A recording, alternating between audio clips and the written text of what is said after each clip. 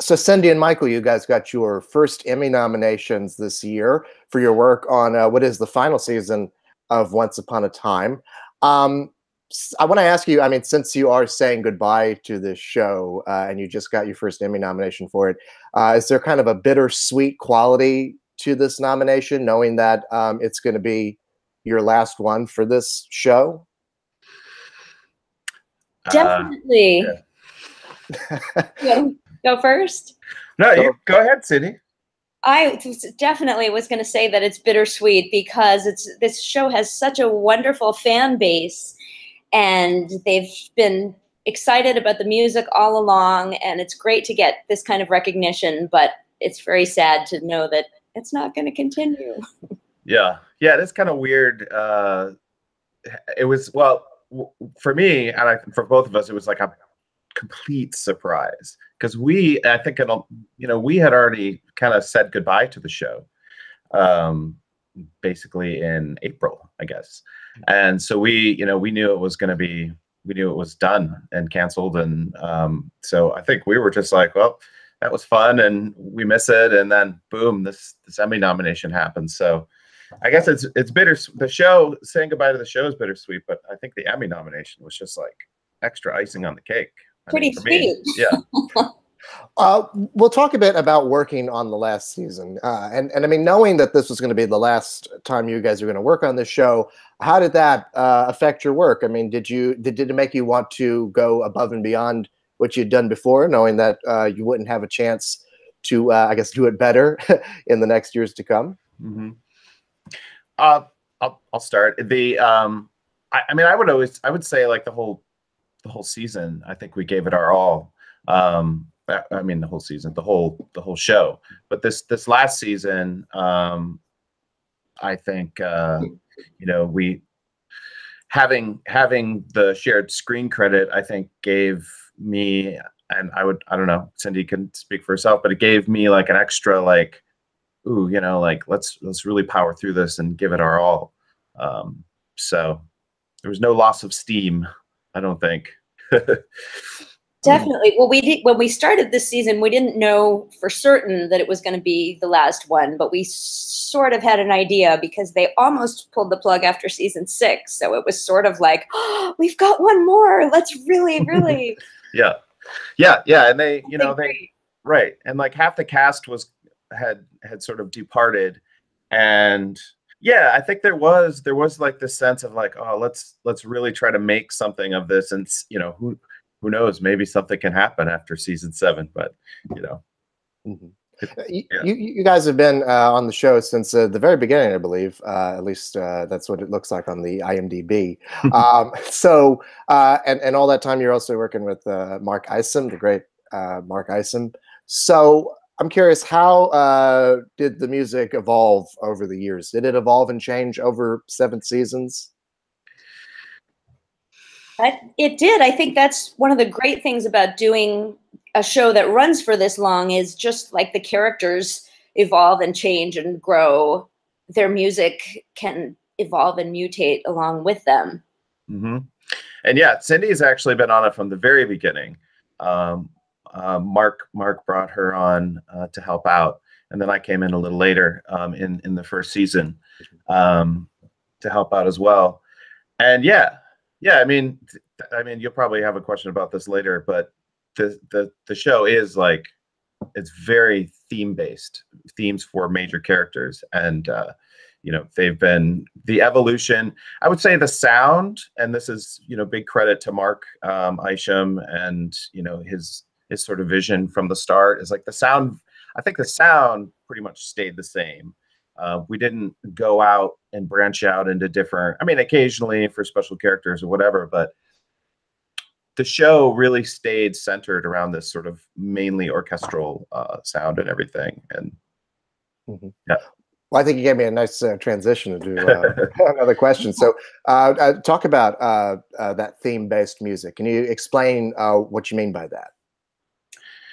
Mark set a lot of things up in the pilot and in the first few episodes where he wrote a theme for every character. And he's talked in other interviews about how that's not always his process. He also likes a theme for an emotion or a theme for a location. But in this, he said the show's creators, Adam and Eddie, really loved the approach of a theme for each character. There's Prince Charming's heroic theme and Snow White's mysterious theme. So Mark set a lot of those up in the pilot, and then we were able to take them and run with them, the three of us, throughout the run of the show. Yeah. And you know, throughout the course, especially in sort of the last season, we were able to go in there and you know, some of the themes Cindy and I contributed to, yeah. So and what you know, throughout the course of the show, not just this last season, but one of the things I've really enjoyed with the themes that Mark has come up with is they're so they're so malleable, and you can, you know, shape them for, you know, because every character goes through all different kinds of emotions and settings, and some of them change from good to bad and bad to good, and like changing the themes have always been able to work. We've been able to work the themes around that, which has been a lot of fun. How did the expectations of the genre, you know, this fantasy kind of storybook genre that you're working in, how did that affect the music that you guys came up with? Well, Cindy, you could probably talk about this since you were there with Mark when he was first developing it and thinking about how, you know, how to deal with that, right? He was definitely thinking that these kind of larger than life stories the stakes are always high, and the music is always going to be a big part of ramping up the tension or the emotion, the joy or the sadness. If there's no piddling along behind the dialogue music, not very often, because it's almost always creating some larger than life element. Right, it is. But I would also say, like, because especially because it's like an ABC Disney kind of show, like I seem to recall, and correct me if I'm wrong, but I think there was a conscious effort to not go 100% flourishy, you know, Disney, you know, like what you would expect for like a typical Disney movie. I guess I don't want to pigeonhole all Disney movies into the same, you know, area, but I think there was a conscious effort on Mark's what I don't know, I can't think of the word, but Mark made a conscious effort to not fully go there, and sort of keep it sort of with its own more unique voice. So that's true. And in season 1, actually, that he established that there was not only orchestra, there were also a lot of electronic elements and sort of a lot of modern sounds mixed into the score, because they're not just the fairy tale characters, they also have their current day counterparts. Right.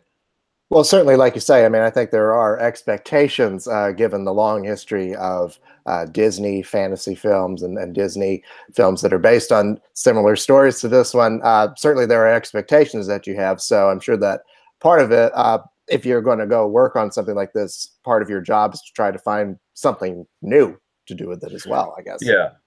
Yeah. And I think, you know, we, you know, a lot of the characters that were in this show throughout the whole entirety of the show already had established, a lot of them had well-known themes like in popular culture. And, you know, every once in a while we brought one of those back, especially if, you know, Disney owned it, which was kind of cool. We never went full out, except for, I guess Beauty and the Beast, we did some of that, right? That's right. I think that's the only one that the scene where Rumple and Belle are dancing and they're wearing the same costumes as the movie. And it really was just a big, here is Beauty and the Beast. Right. And, you know, but for the most part, you know, we have, well, not for the most part, like entirely, like we had new characters, we had original themes for all these characters that people already had sort of a themes associated with.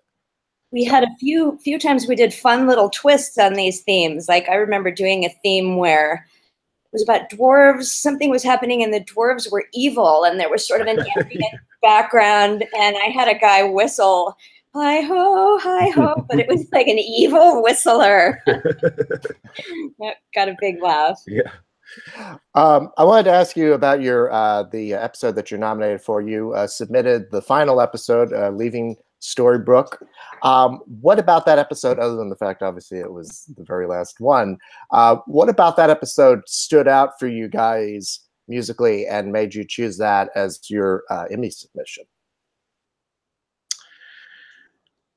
Well, it was the final, it was the final send off. I think it was like where the long journey of this story that's being told finally met its conclusion. And we knew it wasn't like a question at the time we were doing it, like, is this going to happen? Is it going to, like, we already knew, like, it was established that the show was ending. So I think in a lot of ways, like, there was a finality, and just like a final, like, proper, it was just like a really proper way to send off the show and a lot of the characters. And so, we have, I think there's scenes, everyone has like this scene where it's like, it's a really proper, closure. There was a lot of nice closure that happened. And musically, when you're able to do that, I think it's just like it's really fun because you get to really, like, it's just,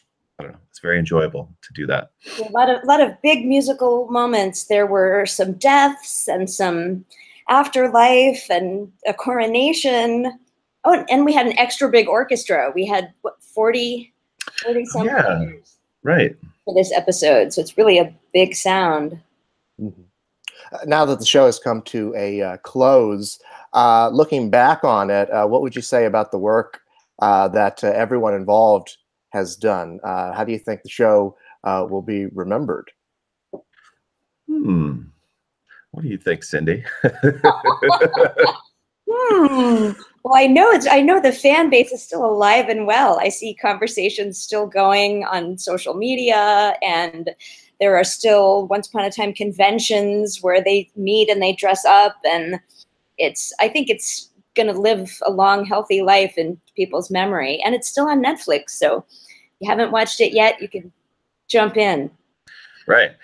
Was your question about the show in general, or like the music side, like the music people, or like? Oh, I think both. Yeah, I mean, yeah. Well, I guess the one thing I would say, and for me, the one thing that's going to last a long time, because I'm going to hold on to it forever, because I don't know, it's becoming rarer and rarer, is the fact that we have this live orchestra. And so, like, when you have the live orchestra, you also have a whole team of other people that are, orchestrators and, assistants and all kinds of people, copyists. Like, this whole team was with us from the very beginning. It's like a huge team of people, and definitely, I don't know, that was like super special, and that's gonna live on, and hopefully, I don't know, I hope other shows keep it going, keep that live orchestra thing going. Well, I'm sure that you're both excited to go to the Creative Arts Emmy ceremony. Is it your first time at the ceremony, or have you gone before? It's my first time. No, it's my first time too. I went to the other one just as a spectator, the one with the actors and shows and everything, when I first joined the TV Academy. But yeah, the Creative Arts one, and certainly as a nominee. Great.